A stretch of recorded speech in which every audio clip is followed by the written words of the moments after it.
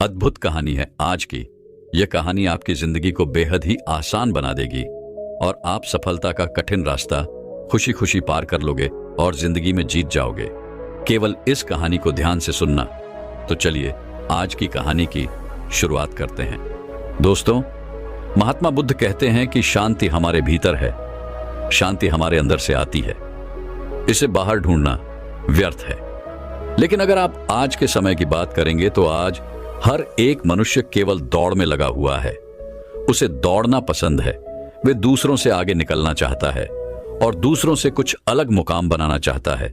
लेकिन वह यह भूल चुका है कि जिस रास्ते पर वह दौड़ रहा है वह रास्ता कभी खत्म नहीं होता और ना ही आपको कभी मंजिल मिल पाएगी, क्योंकि यह रास्ता अनंत है, इसका कोई अंत नहीं। अंतिम समय में भी जब हम अपने आप को देखते हैं तो हम अपने आप को वही रास्ते पर खड़ा ही पाते हैं जहां से हमने इसकी शुरुआत की थी। हालांकि यह सच जानकर भी लोगों को कोई फर्क नहीं पड़ता। वह तो इस रेस में, इस दौड़ में जितना चाहते हैं, वह अपने आप को श्रेष्ठ साबित करना चाहते हैं। जब कोई उनसे पूछता है कि तुमने अपने जीवन में क्या हासिल किया, तब हम अपना बखान करने से कभी पीछे नहीं हटते। हम इसका जवाब कुछ इस तरह से देते हैं कि हमने अपने जीवन में यह हासिल किया, मैंने अपने जीवन में वह हासिल किया, मैंने इस मुकाम को पाया है, मैंने इतने वर्षों की तपस्या के बाद इस पौधे को हासिल किया है। लेकिन इस बात का असली मतलब केवल वही समझा सकता है जिसने ये सब कुछ पाने के चक्कर में अपने समय को गंवा दिया और अभी भी वह इस दौड़ में दौड़ रहा है, क्योंकि उसे अपनी मंजिल अभी तक नहीं मिली। वह इस अनंत रास्ते की आखिरी छोर तक पहुंचना चाहता है, लेकिन जब वह पीछे मुड़कर देखता है तो वह अपने आप को इस रास्ते पर अकेला खड़ा महसूस कर पाता है। और यही हम सबके साथ भी होगा। हम सब भी इससे बच नहीं सकते, लेकिन जो समय से पहले अपने आप को जान पाते हैं, जो अपने आप को समझ पाते हैं, वह इस अनंत यात्रा को पहले ही देख लेते हैं, समझ जाते हैं। वह अपनी हर गलतियों को सुधारने का प्रयास कर पाते हैं, लेकिन जिन्हें यह नहीं पता कि वह कहां जा रहे हैं और उनकी यात्रा कब खत्म होगी, वे लोग इस दौड़ में केवल दौड़ते ही चले जाते हैं। इसे और अच्छे से समझाने के लिए आज की जो कहानी मैं आप सभी के लिए लेकर आया हूं, इस कहानी के माध्यम से आप यह समझ सकेंगे कि हम इस अनंत यात्रा को कैसे समाप्त कर सकते हैं और ऐसी क्या चीज है जिसे हम अपने जीवन में उतारकर अपने आप को समझ सकते हैं, पहचान सकते हैं, जिससे हम अपने जीवन की सभी समस्याओं का समाधान कर सकते हैं। एक समय की बात है, किसी नगरी के एक पहाड़ पर एक गुरु रहा करते थे। उन गुरु की ख्याति दूर दूर तक फैली हुई थी। वह गुरु बहुत ही ज्ञानी थे, लेकिन उन्होंने अपने पूरे जीवन काल में कभी किसी को अपना शिष्य नहीं बनाया। उनके पास अनेक लोग आते और उनसे कहते कि हमें अपना शिष्य बना ले, लेकिन वह कभी किसी को अपना शिष्य नहीं बनाते और वहां से उन्हें भगा देते। इसी तरह से समय बीतता गया। समय के साथ साथ अब युवा गुरु धीरे धीरे वृद्ध हो चुके थे। अब उनकी रोजमर्रा के कामों में भी उन्हें तकलीफ होने लगी थी। तब उनके मन में यह ख्याल उत्पन्न हुआ कि यदि मैंने अपने जीवन में किसी को अपना शिष्य बना लिया होता तो आज वह शिष्य मेरी कुछ तो मदद अवश्य कर देता। लेकिन उस वक्त मैंने किसी को अपना शिष्य नहीं बनाया और अब मेरे पास कोई भी यह तक कहने नहीं आता कि है गुरुवर मुझे अपना शिष्य बना ले, क्योंकि अब उनका शिष्य कोई नहीं बनना चाहता था। सभी को यही लगता था कि वह तो पागल है और कौन उस पागल का शिष्य बनना चाहेगा। वह सभी को भगा देता है, किसी को भी अपने पास रहने नहीं देता। तभी एक दिन एक युवक अपना बोरिया बिस्तर बांधे हुए उन गुरु के पास पहुंचा और उनसे कहने लगा, है गुरुदेव, मैंने सुना है आप बहुत ज्ञानी हैं, आपकी ख्याति दूर दूर तक फैली हुई है, लेकिन आप कभी किसी को अपना शिष्य नहीं बनाते। मैं आज आपके पास यही विनती लेकर आया हूं कि कृपा करके मुझे अपना शिष्य बना लीजिए। आप जो कहेंगे मैं वो करूंगा, लेकिन मुझे केवल आपसे ही ज्ञान प्राप्त करना है। मैंने सुना है अब बहुत ज्ञानी है और इसी इच्छा से मैं यहां पर आया हूं कि वह ज्ञान आप मुझे देंगे, मुझे सिखाएंगे। मैं बड़ी आस लेकर आपके पास आया हूं। जब मैं यहां आ रहा था तो हर कोई मुझे यहां आने से मना कर रहा था। हर कोई मुझसे यही कहता था कि उनके पास ना जाओ, वह बहुत पागल है, वह किसी को अपना शिष्य नहीं बनाते। यदि तुम उनके पास जाओगी तो वह तुम्हें डांट कर भगा देंगे, लेकिन तुम्हें अपना शिष्य नहीं बनाएंगे।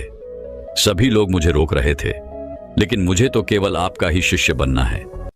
क्या आप मुझे अपना शिष्य बनाएंगे? कृपा करके न मत कहिएगा। मैं आज आपके पास बड़ी आस लेकर आया हूं। उस युवक के मुख से यह सारी बातें सुनकर वह गुरुवर उस युवक से कहते हैं, हाँ, आज से तुम मेरे शिष्य हो। मैं तुम्हें अपना शिष्य बनाता हूं और कल से मैं तुम्हें ज्ञान भी अवश्य दूंगा।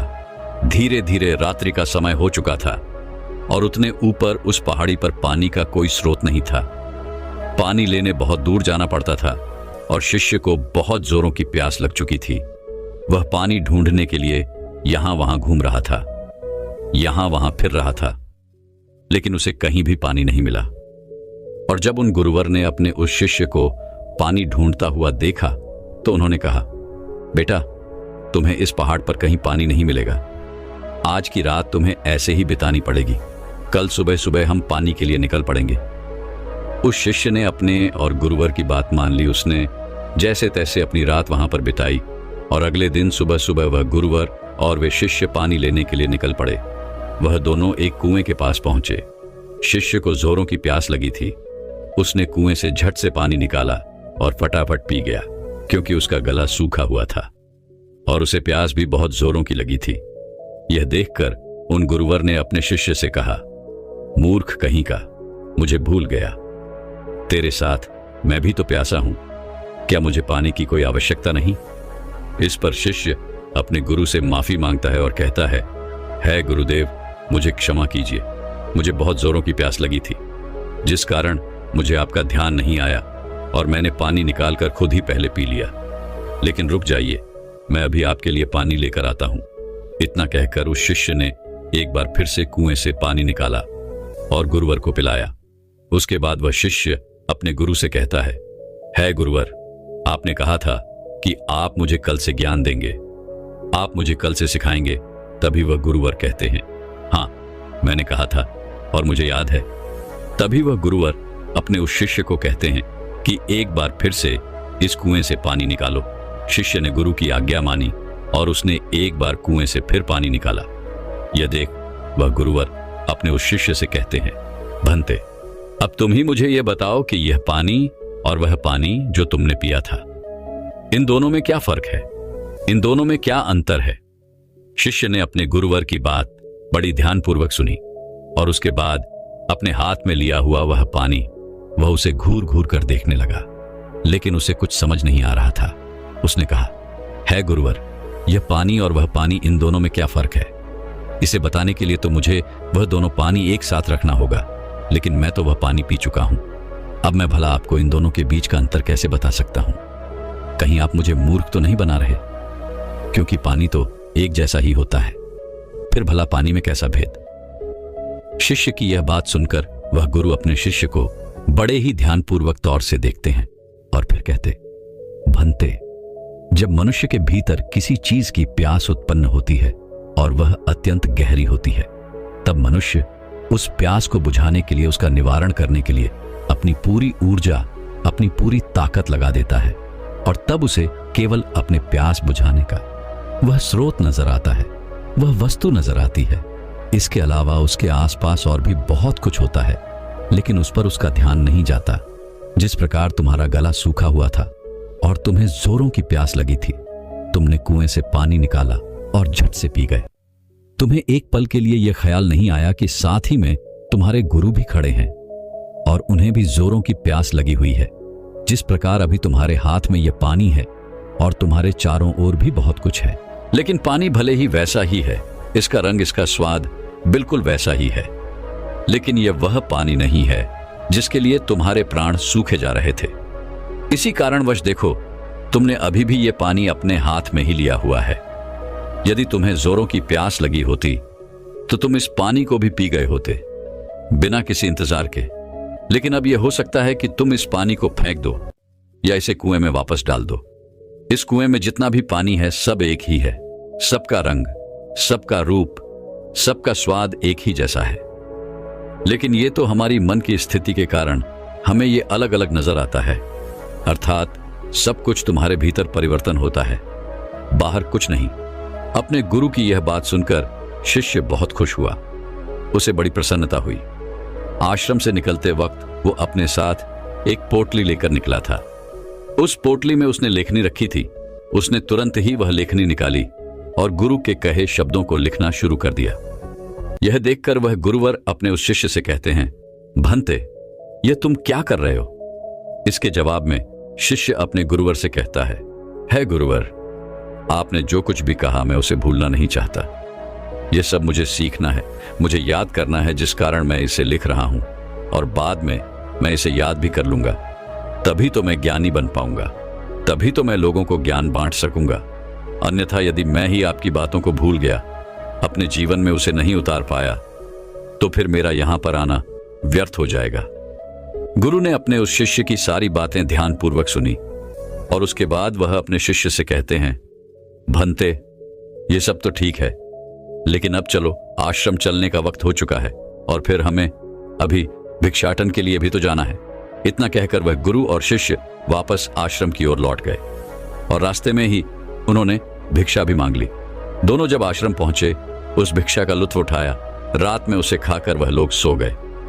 अगले दिन सुबह सुबह उन गुरुवर ने अपने शिष्य को जगाया और कहा, चलो हमें कुएं के पास फिर जाना है। इतना कहकर शिष्य और वह गुरुवर उस कुएं की ओर निकल पड़ते हैं। कुछ देर बाद जब वह कुएं के पास पहुंचते हैं तो गुरुवर अपने शिष्य से कहते हैं कि पानी निकालो। वह शिष्य अपने गुरुवर की आज्ञा का पालन करते हुए उस कुएं से थोड़ा पानी निकालता है। तभी वह गुरुवर अपने उस शिष्य से कहते हैं, भंते, कल जो तुमने पानी पिया था और आज जो तुमने पानी निकाला है, इन दोनों में क्या फर्क है? क्या तुम मुझे बता सकते हो? इस पर शिष्य तुरंत ही अपनी उस पोटली को निकालता है जिसमें उसने वो सारी बातें लिखी होती हैं। जब गुरु ने उसे वो सारी बातें बताई थी कि जब मनुष्य को किसी चीज की प्यास उत्पन्न होती है तो वो उसे मिटाने की हर मुमकिन कोशिश करता है और उसके आसपास बहुत कुछ होता है, लेकिन वह उसे देख नहीं पाता। वह यह पढ़ ही रहा था कि तभी उन गुरु ने अपने उस शिष्य से कहा, मूर्ख, क्या कर रहे हो? वह शिष्य कहता है गुरुवर, जैसा कि आपने मुझे बताया था, मैं उसी ज्ञान को दोहरा रहा था और आपको आपके सवाल का जवाब देने का प्रयास कर रहा था। तभी वह गुरुवर अपने उस शिष्य से कहते हैं, मूर्ख, इस पानी को सूंघो, इस पानी में से दुर्गंध आ रही है। शिष्य ने अपने गुरु की आज्ञा मानी। उसने तुरंत ही उस पानी को सूंघा। उसमें से सचमुच बदबू आ रही थी, मानो वह पानी सड़ चुका हो। तभी वह गुरु कुएं की ओर आगे बढ़ते हैं और कुएं में झांक कर देखते हैं तो उसके अंदर एक जीव मरा पड़ा था। जैसे तैसे उन गुरुवर ने और उस शिष्य ने मिलकर उस जीव को कुएं से बाहर निकाला और उस जानवर की ओर इशारा करते हुए और गुरुवर अपने शिष्य से कहते हैं, भंते, क्या तुम इसे देख पा रहे हो? इस पर शिष्य कहता है, हाँ गुरुवर, मैं इसे देख पा रहा हूं। तभी वह गुरुवर कहते हैं, इस पृथ्वी पर जिसने अब भी जन्म लिया है उसकी मृत्यु निश्चित है। वह एक न एक दिन मृत्यु को अवश्य प्राप्त होता है। जब एक मनुष्य जन्म लेता है तो उसका जीवन संपूर्ण होता है और मृत्यु शून्य होती है। लेकिन धीरे धीरे जैसे जैसे समय बीतता जाता है, एक एक दिन ढलते जाते हैं, जीवन घटने लगता है और मृत्यु संपूर्ण होती जाती है। किसी की भी मृत्यु यूं ही अचानक नहीं हो जाती।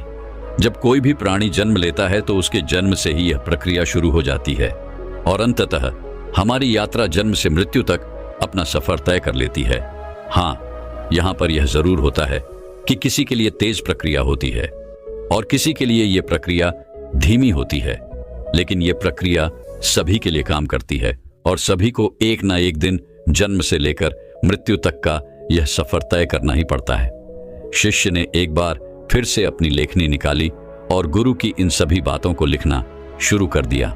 तभी वह गुरु हैं, क्रोधित होते हुए अपने उस शिष्य से कहते हैं, चलो कुएं की ओर चलो। यह देखकर वह शिष्य घबरा जाता है और अपने उन गुरुवर से कहता है गुरुवर, मैं तो अभी जवान हूं और मैं अभी मृत्यु को प्राप्त नहीं होना चाहता, कृपा करके मुझे छोड़ दे। तभी वह गुरुवर अपने उस शिष्य से कहते हैं, बेवकूफ, मैं तुम्हें कुएं में धकेलने नहीं जा रहा। मैं तो यह कह रहा हूं कि कुएं के चारों ओर एक दीवार खड़ी कर देते हैं जिससे और कोई इस कुएं में ना गिरे, जिससे किसी और को व्यर्थ अपनी जान ना गंवानी पड़े। दोनों ने बड़ी मुश्किल के साथ कुछ लकड़ियां इकट्ठा की और कुएं के चारों ओर एक दीवार बना दी जिससे अब उस कुएं के अंदर कोई नहीं गिर सकता था। इतनी मेहनत करने के बाद गुरु और वह शिष्य वापस आश्रम लौट आए। धीरे धीरे ऐसे ही कई दिन बीत गए। शिष्य अब उन गुरुवर के साथ अपना अधिकांश समय बिताता था, उनका सारा काम करता था।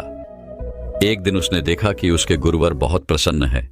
तभी वह उन गुरुवर के पास पहुंचा और अपने उन गुरुवर से कहता है गुरुवर, आज आप बहुत प्रसन्न दिख रहे हैं, क्या मैं आज आपसे कुछ पूछ सकता हूं?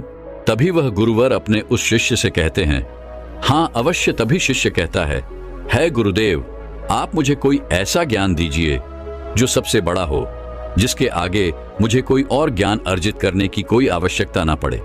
वैसे भी दिन ब दिन आप वृद्ध होते जा रहे हैं और आपकी मृत्यु कब आ जाएगी यह मैं नहीं जानता, इसीलिए आप मुझे वह ज्ञान दे दीजिए।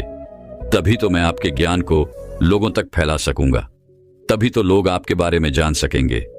वह अपनी लेखनी लेकर बैठ गया, इस इंतजार में कि गुरुदेव उसे कुछ बताएंगे, कोई ऐसा ज्ञान जो बहुत बड़ा है। लेकिन उन गुरुवर ने अपने उस शिष्य से कुछ नहीं कहा, बस वह चुपचाप बैठ गए। वह काफी देर तक यूं ही मौन रहे और उसके बाद वहां से उठकर चले गए। वे शिष्य चुपचाप ये सब देख रहा था और जब वह गुरुवर वहां से उठकर चले गए तो उसने लेखनी से लिखा, सबसे बड़ा ज्ञान मौन। अगले दिन फिर उसने उन गुरुवर से यही सवाल किया और अब की बार भी गुरुवर ने उसे कोई जवाब नहीं दिया। वह काफी देर तक मौन रहे और फिर वहां से उठकर चले गए। ऐसा करते करते कई दिन बीत गए। दिन से सप्ताह से महीने और लगभग 1 वर्षों के बाद भी उसे केवल एक ही जवाब मिला था, सबसे बड़ा ज्ञान मौन। इसके अलावा उसने लेखनी से और कुछ नहीं लिखा था, क्योंकि वह गुरुवर जब भी इस सवाल को सुनते तो वह मौन हो जाते और अपने उस शिष्य से कुछ ना कहते, जिस कारण वह शिष्य भी हर रोज अपनी लेखनी से केवल एक ही बात लिखता था, सबसे बड़ा ज्ञान मौन। लेकिन अब उसके सब्र का बांध टूटा जा रहा था। एक दिन रात को उसे नींद नहीं आ रही थी। वह यहां वहां करवटें बदल रहा था। चांदनी रात थी। वह आश्रम से बाहर निकला और बाहर बैठकर यह सोचने लगा कि आखिर गुरुदेव मुझे वह सबसे बड़ा ज्ञान क्यों नहीं दे रहे? क्या वह मुझे देना नहीं चाहते, या मैं अभी इस लायक नहीं हूं कि उस ज्ञान को समझ सकूं? इस प्रकार उसके मन में हजारों सवाल चल रहे थे, हजारों तरह के विचार उत्पन्न हो रहे थे। तभी अचानक उसे एक पक्षी की आवाज सुनाई पड़ी। उसका पूरा ध्यान उस पक्षी की आवाज पर चला गया और तब उसने महसूस किया कि चारों ओर हवाएं चल रही थीं। पत्तों की सरसराहट की आवाज, ठंडी हवाएं चलने की आवाज, चारों तरफ सन्नाटा छाया हुआ था। वह यह सब महसूस कर पा रहा था। उसने उस सन्नाटे की आवाज को ध्यान से महसूस किया, अपनी आंखें बंद की और बड़े ध्यान से उन आवाजों को सुनने लगा। उसका मन बिल्कुल शांत हो गया और अब तक पहली बार उसने अपने मन को इतना शांत महसूस किया था। पहली बार वह आनंदित महसूस कर रहा था। वह यह भूल चुका था कि उसे बड़े ज्ञान के बारे में अभी तक उन गुरुवर ने कुछ नहीं बताया। तभी उसने सोचा कि जो आज अनुभव मैंने प्राप्त किया है, इसे मैं अपने गुरुवर को अवश्य बताऊंगा, जिस कारण वह उस अनुभव को लिखने के लिए अपनी लेखनी निकालता है। तभी वह देखता है कि उसने अपने किताब के सारे पन्नों पर केवल एक ही बात सीखी है, सबसे बड़ा ज्ञान मौन। तभी उसे यह भी एहसास हो गया कि वह गुरुवर तो उसे सबसे बड़ा ज्ञान दे रहे थे, लेकिन वही उसे समझ नहीं पा रहा था। सबसे बड़ा ज्ञान तो यही है, लेकिन जो उसने अनुभव किया था उस अनुभव को वह फिर से महसूस करना चाहता था, जिस कारण वह पूरी रात नहीं सोया और फिर से जाकर वहीं पर बैठ गया और रात भर उन आवाजों का अनुभव करता रहा, शांति को महसूस करता रहा। सुबह हो गई थी। वह सुबह सुबह उठकर अपने गुरुवर के पास आया। उस शिष्य के गुरु ध्यान में लीन थे। वह चुपचाप वहां पर आया, वहां बैठकर उन्हें शांति से देखता रहा। जब उन गुरुवर ने अपनी आंखें खोली तो अपने उस शिष्य को अपने सामने पाया और वो उसे देखते ही ये समझ चुके थे कि इसे मौन मिल चुका है, इसने शांति का एहसास कर लिया है। गुरु ने अपने शिष्य से कहा, भंते, मौन कोई ज्ञान नहीं है, मौन ज्ञान का आधार है और यह हमें वह दिखाने में सक्षम है जिसे हम अपनी आंखों से नहीं देख पाते। बाहर चाहे कितना भी शोर हो, चाहे कितनी भी भीड़ हो, लेकिन भीतर मौन होना ही चाहिए।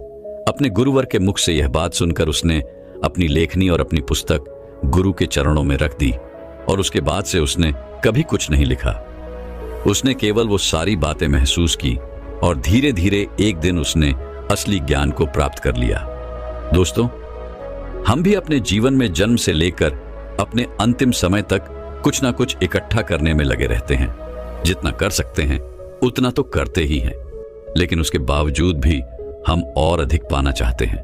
हम और अधिक इकट्ठा करना चाहते हैं, जिससे हमारे मन में हमेशा एक अशांति रहती है, जिससे हमारा मन हमेशा विचलित होता रहता है और हम कभी भी एक लक्ष्य की ओर आगे नहीं बढ़ पाते। लेकिन इसके बावजूद भी हम कभी भी अपने आप को एक पल के लिए शांत नहीं होने देना चाहते। एक काम से दूसरा काम, दूसरे से तीसरा, तीसरे से चौथा, इसी प्रकार हम अपना पूरा जीवन यूं ही गंवा देते हैं।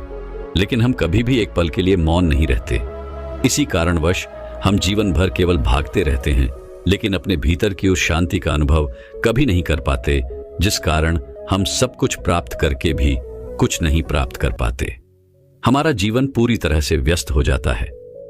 इसलिए दोस्तों, अगर आप भी अपने जीवन में भागते भागते थक चुके हैं तो एक पल के लिए मौन धारण करें, क्योंकि वह आपको वह ऊर्जा प्रदान करेगा जिससे आप अपने जीवन में एक सही दिशा प्राप्त कर सकेंगे। अपने भीतर झांकने का प्रयास करें। हम में से अधिकांश लोग मौन का व्रत तो अवश्य रखते होंगे, लेकिन केवल यह ऊपरी तौर पर होता है और भीतर की ओर हमारा मन बिल्कुल अशांत रहता है। हमें किसी चीज में चैन नहीं मिलता।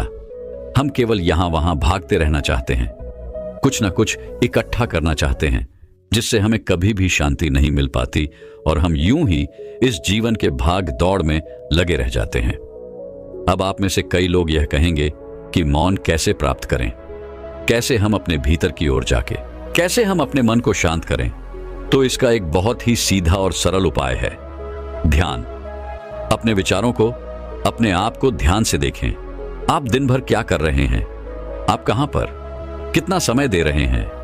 जब आप किसी चीज को होते हुए देख रहे हैं और आपके मन में किस प्रकार के विचार उत्पन्न कर रहा है, तब आप यह भी समझ पाएंगे कि आप कितनी व्यर्थ की बातें सोचते हैं जिनका वर्तमान से कोई संबंध नहीं है। और एक बात आप यह भी बहुत अच्छे से जानते होंगे कि आपसे बेहतर आपको कोई और नहीं चाह सकता, इसलिए आपसे बेहतर आपका और कोई परिवर्तन नहीं कर सकता। आप जैसा चाहें वैसा अपने आप को बना सकते हैं, इसलिए कोशिश करें। निरंतर कोशिश करते रहने पर आप मौन को भी अवश्य पालेंगे और अपने जीवन को एक सही दिशा और दशा देने में सक्षम हो पाएंगे। तो दर्शकों, चलिए अब अगली तनाव को खत्म करने के ऊपर प्रसिद्ध कहानी की शुरुआत करते हैं। बहुत समय पहले की बात है। किसी नगरी में एक व्यक्ति रहा करता था। वह व्यक्ति अपने जीवन में बहुत तनाव झेल रहा था। उसका पूरा जीवन मानो तनाव से ही भरा था। वह चिंतित रहता था, परेशान रहता था। उसे ऐसा लग रहा था कि मानो उसका पूरा जीवन इसी तनाव में गुजर जाएगा। जब उसकी शादी नहीं हुई थी तो उसे शादी करने का तनाव था। शादी हो जाने के बाद अच्छी नौकरी और रुपए पैसे कमाने का तनाव उस पर बढ़ गया। जैसे तैसे उसे एक नौकरी मिल गई और वह कुछ पैसे भी कमाने लगा, लेकिन उसके बाद उसे और उसकी पत्नी को कोई बच्चा नहीं हो रहा था, जिस कारण उसका तनाव और बढ़ गया। कुछ सालों बाद उसके जीवन में खुशी की लहर आई। उसकी पत्नी ने एक बेटे को जन्म दिया, लेकिन अब उस बेटे के जन्म के बाद उसे अपने बेटे के भविष्य की चिंता सताने लगी। उसका तनाव और ज्यादा बढ़ गया। उसकी जिंदगी मानो एक तनाव बनकर रह गई थी। वह इस तनाव से किसी भी हालत में छुटकारा चाहता था। वह चाहता था कि वह अपने जीवन को खुशी और खुशहाल तौर पर जिए। एक दिन वह अपने घर के बाहर बैठकर यही सब सोच रहा था कि वह अपने जीवन को कैसे खुशहाल बना सके, कैसे वह अपने उन सपनों को पूरा कर सके जिससे उसका भविष्य सुधर सके। तभी अचानक उसके सामने से कुछ सन्यासी गुजरे। उसने उन सन्यासी को देखा जिनके मुख पर प्रसन्नता थी, जिनके मुख पर किसी प्रकार का कोई तनाव नहीं था। चेहरे पर वह तेज व शांति देखकर वह मंत्रमुग्ध हो गया। उस व्यक्ति को लगने लगा कि सन्यासियों के जीवन में कोई तनाव नहीं है, खुद के जीवन में कोई कार्य नहीं है, केवल भिक्षा मांगो और चैन से जियो, और शायद यही सबसे सर्वोत्तम जीवन है। ये सारी बातें उसके मन में घर कर गईं। वह दिन रात इनके बारे में सोचने लगा, विचार करने लगा, और आखिरकार एक दिन उसने फैसला लिया कि वह अपने घर परिवार को छोड़ देगा और एक सन्यासी बन जाएगा। एक रात उसे मौका मिल गया और वह अपने परिवार के लोगों को छोड़कर निकल गया और भागा भागा उन सन्यासियों के पास पहुंचा और उनसे कहा कि मैं आपके शरण में आया हूं, मुझे अपना शिष्य स्वीकार कीजिए। तो इन सन्यासी ने उस व्यक्ति को अपना शिष्य स्वीकार किया और आश्रम में रहने के लिए जगह भी दी। अब वह व्यक्ति उन गुरु का शिष्य बन चुका था, लेकिन वह यह भूल चुका था कि तनाव कोई जगह नहीं है, कोई घर नहीं है, कोई परिवार नहीं है, कोई देश नहीं है जिसे आप छोड़ सके।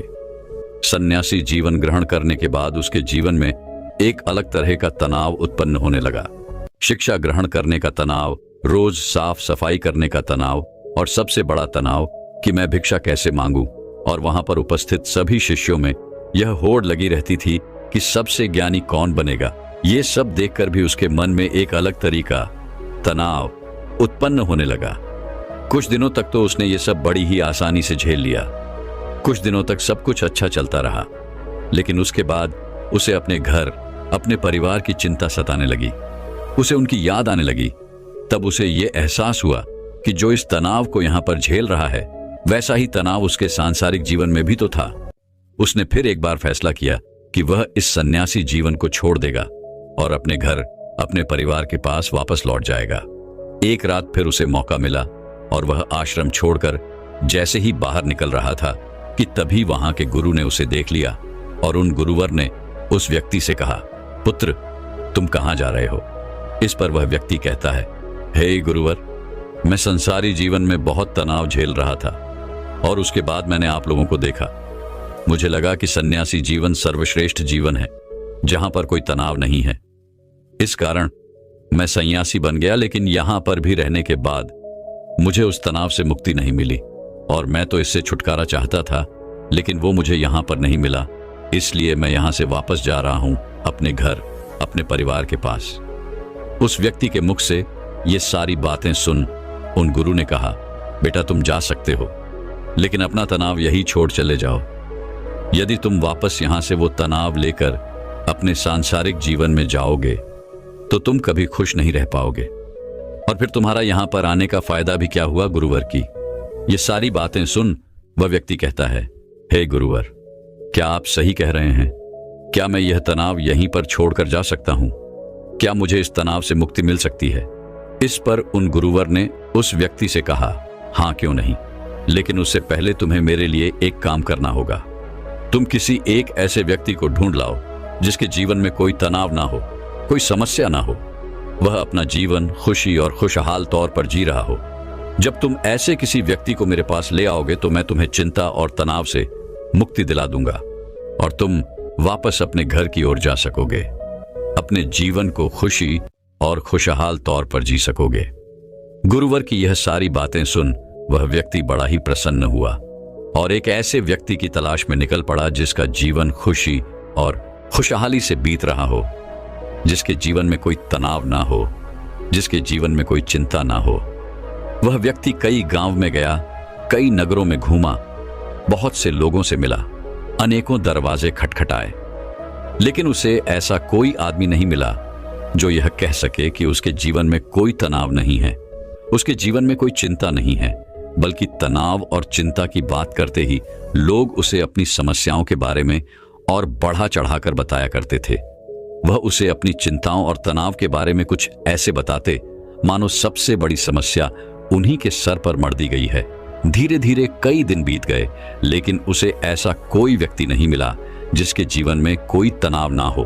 तभी उसे एक दिन एक व्यक्ति मिला और उस व्यक्ति ने उस शिष्य से कहा, इस पूरे संसार में केवल एक ही ऐसा व्यक्ति है जिसके जीवन में कोई तनाव नहीं होता, जो चिंता रहित होता है, और वह है शराबी, जिसे किसी बात की कोई चिंता नहीं होती, जिसे कोई बात का तनाव नहीं होता, वह तो बस मस्त रहता है। जब उस शिष्य ने उस व्यक्ति के मुख से ये सारी बातें सुनी तो वह शिष्य एक शराबी व्यक्ति के पास गया और उससे जब उसने यह पूछा कि क्या तुम्हारे जीवन में कोई तनाव है, तो शराबी ने नशे में यह कहा कि यह तनाव क्या होता है, यह तनाव किस चिड़िया का नाम है, मुझे नहीं पता। यह सुन वह शिष्य बड़ा ही प्रसन्न हुआ। उसे लगा कि उसे अब वह व्यक्ति मिल चुका है जिसके द्वारा वह चिंता मुक्त हो सकता है। तभी उस शराबी ने उस शिष्य से कहा, मुझे तो बस एक ही बात की चिंता सताती रहती है कि अगली सुबह की मदिरा का इंतजाम मैं कहां से करूं। मेरे पास जो धन था वो तो मैंने खर्च कर दिया। मेरी पत्नी के पास जो धन था वो मैंने उससे छीन लिया। अब मेरे पास कोई धन नहीं बचा। क्या तुम्हारे पास कोई धन है? ये सुन उस शिष्य की हिस्से की सारी खुशी मानो पल भर में गायब हो गई और धीरे धीरे रात होने आ चुकी थी। वो हताश होकर एक मंदिर में जा बैठा। तभी वहां पर एक छोटा सा लड़का आया और उस लड़के ने उस शिष्य से कहा, हे गुरुवर, मुझे जोरों की भूख लगी है, क्या आपके पास खाने के लिए कुछ है?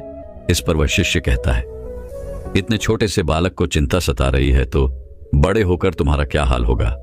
इस पर उस छोटे से लड़के ने कहा, हे गुरु है, यह चिंता या तनाव नहीं है, यह तो भूख है। मुझे जोरों की भूख लगी हुई है। यदि आपके पास खाने के लिए कुछ है तो कृपया करके मुझे कुछ दे दीजिए। उस बच्चे के मुख से ये सारी बातें सुन वह शिष्य एक बार फिर से बड़ा प्रसन्न हुआ और उसने अपने थैले में जो 2 रोटियां रखी हुई थी उस बालक को थमा दी। जैसे ही उस बालक ने वह भोजन पूरा कर लिया, उसके बाद वह उस शिष्य से कहता है, हे गुरुवर, जाने मेरे अगले दिन के भोजन का क्या होगा। मुझे इसकी चिंता सता रही है। क्या आप कल भी मेरे लिए भोजन ला सकते हैं? यह सुन वह व्यक्ति एक बार फिर से निराश हो गया। वह भागा भागा अपने गुरु के पास पहुंचा और उनसे कहने लगा, हे गुरुवर, मैंने बहुत ढूंढा, मैंने हर जगह तलाश किया, कई नगर देखे, कई गांव में गया, लेकिन मुझे कोई ऐसा व्यक्ति नहीं मिला जिसके जीवन में कोई तनाव ना हो, जो अपने जीवन को सुखी और खुशहाल तौर पर जी रहा हो। हर किसी को किसी न किसी चीज की चिंता अवश्य सता रही है।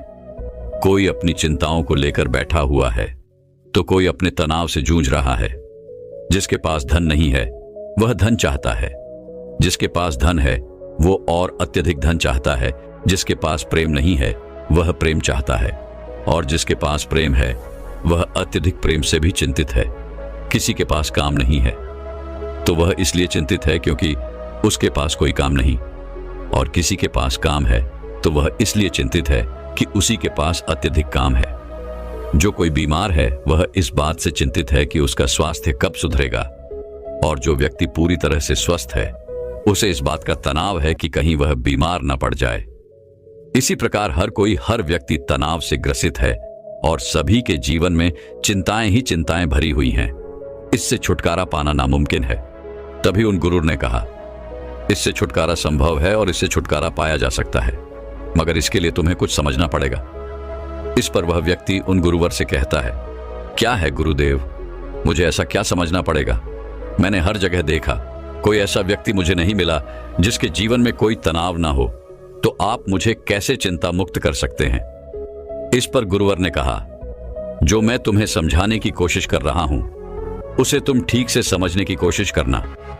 उन गुरुवर ने कुछ गीली लकड़ियां अपने आश्रम के पास से उठाई और उन्हें उस शिष्य के सामने रख दिया और कहा, इसमें आग लगा दो। उस शिष्य ने काफी कोशिश की, लेकिन उन गीली लकड़ियों में भला कहां आग लगने वाली है। वो परेशान हो गया, लेकिन उसमें आग नहीं लग पाई। इस पर उसने गुरुवर को कहा, हे गुरुदेव, इन गिरी लकड़ियों में आग नहीं लग सकती, इसमें आग लगाना संभव ही नहीं। इस पर वह गुरुदेव कहते हैं, पुत्र, मैं तुम्हें यही समझाने की कोशिश कर रहा हूं कि तुम इन गिरी लकड़ियों का क्या करोगे। इसे धूप में सुखाओगे या फिर इन गीली लकड़ियों को लेकर सोचते रहोगे, चिंतित रहोगे और तनाव में रहोगे। तुम चाहो तो इन्हें धूप में सूखा सकते हो, लेकिन इसमें थोड़ा सा समय लगेगा। और यदि तुम चिंता की जगह चिंतन करो तब तुम ये जरूर समझ सकते हो कि तुम इसकी जगह पर कुछ सूखी लकड़ियों का इंतजाम कर सकते हो और जिनमें आग लगाना भी संभव होगा। इस पर वह शिष्य गुरुदेव से कहता है, हे गुरुदेव, आप ठीक कह रहे हैं, लेकिन यह जीवन तनाव से भरा हुआ है कि जीवन तनाव मुक्त कैसे हो सकता है, और ऐसा क्यों है कि हम अपने जीवन को तनाव मुक्त नहीं जी पाते। उस शिष्य की ये सारी बातें सुनकर उन गुरुवर ने कहा, हे पुत्र, इस जीवन में कोई तनाव नहीं है। बाहरी तौर पर कोई भी तनाव उत्पन्न नहीं होता। जो भी तनाव उत्पन्न होता है वह हमारे भीतर की ओर होता है। चिंता तुम भीतर की ओर करते हो, और जहां चिंता और तनाव उत्पन्न होता है वहां सफलता नहीं होती, कार्य सही नहीं होते, हमारी मानसिक स्थिति भी सही नहीं होती, जिस कारण हमारे सारे कार्य बिगड़ने लग जाते हैं। और हम और भी ज्यादा तनाव महसूस करने लगते हैं, और भी ज्यादा चिंतित रहने लगते हैं। आगे वह गुरुदेव अपने शिष्य से कहते हैं, यदि चीजें हमारे मुताबिक होने लगे तो हम अपने जीवन में कभी भी तनाव महसूस ही नहीं करेंगे और ना ही हम कभी चिंता करेंगे, और हमारा जीवन भी खुशी और खुशहाल तौर पर चलता रहेगा। हमें चिंता करने की कोई आवश्यकता नहीं पड़ेगी। जैसे यदि ये लकड़ियां मुझे सूखी मिल जाएं, तो मैं इनमें आसानी से आग लगा सकता हूं और मेरे भीतर किसी प्रकार का कोई तनाव उत्पन्न ही नहीं हो पाएगा।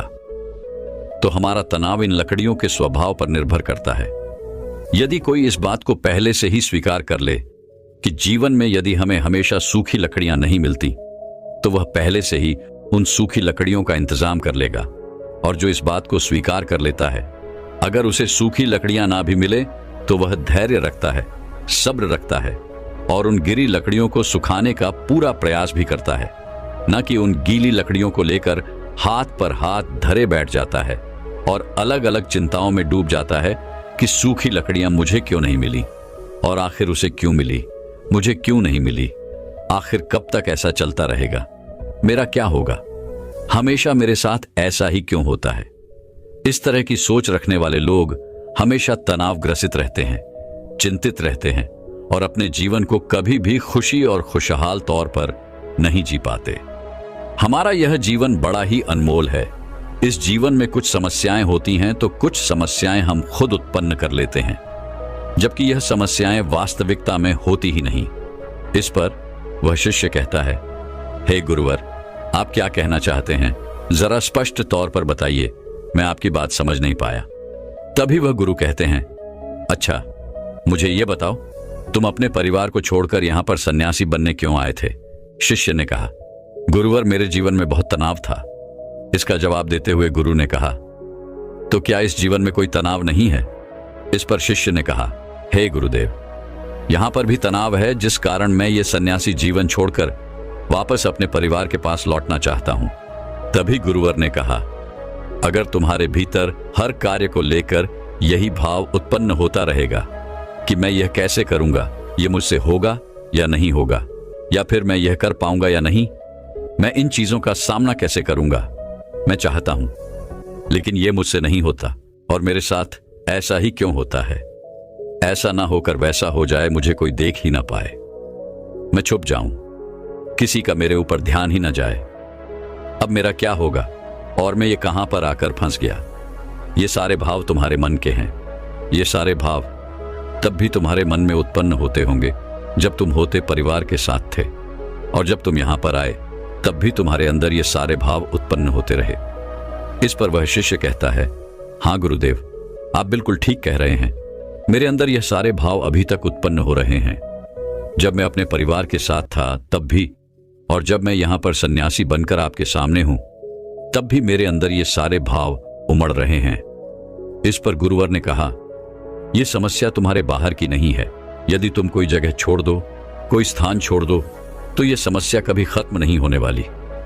यह समस्या तुम्हारे भीतर है कि तुम्हारा ही किया धरा हुआ है। तुमने बेवजह ही अपने मन में एक तनाव बना रखा हुआ है, क्योंकि तुम्हें कल्पना में जीना अच्छा लगता है, काल्पनिक सोच रखना अच्छा लगता है। तुम उन बातों को लेकर चिंतित रहते हो जो तुम्हारे जीवन में कभी घटित होने की संभावना ही नहीं है। ऐसी सोच रख के तुम चिंताग्रस्त रहते हो और तुम्हारा तनाव कभी खत्म नहीं होता। जिस दिन तुम ये समझ जाओगे कि हर समस्या का समाधान होता है और उस समाधान तक पहुंचने के लिए हमें कोई ना कोई कर्म समाधान करने ही पड़ते हैं और उन कर्मों का एक परिणाम भी होता है, तो उस दिन तुम्हारे जीवन में कोई तनाव नहीं रहेगा, तुम चिंता रहित हो जाओगे। इस पर वह शिष्य कहता है, हाँ गुरुदेव, आप बिल्कुल सही कह रहे हैं। जब मैं यहां पर आया था उससे ठीक पहले मुझे एक छोटा सा बालक मिला था। उस बालक को जोरों की भूख लगी थी। जब उससे मैंने कहा कि तुम इतने छोटे से बालक हो और तुम्हारे जीवन में अभी से तनाव है, अभी से चिंता है, तो तुम्हारा आगे क्या होगा? इस पर उस बालक ने जवाब दिया था, हे गुरुवर, यह कोई चिंता नहीं, कोई तनाव नहीं, बल्कि यह तो भूख है। तब मैं ये बात समझ नहीं पाया था कि समस्या तो भूख है, तनाव और चिंता का कोई समाधान नहीं हो सकता, लेकिन भूख का समाधान अवश्य हो सकता है। मित्रों, क्या आप भी अपने जीवन में किसी प्रकार की चिंता और तनाव से जूझ रहे हैं? क्या आप भी छोटी छोटी बातों को लेकर हजार तरह के विचार उत्पन्न कर लेते हैं और उन विचारों को लेकर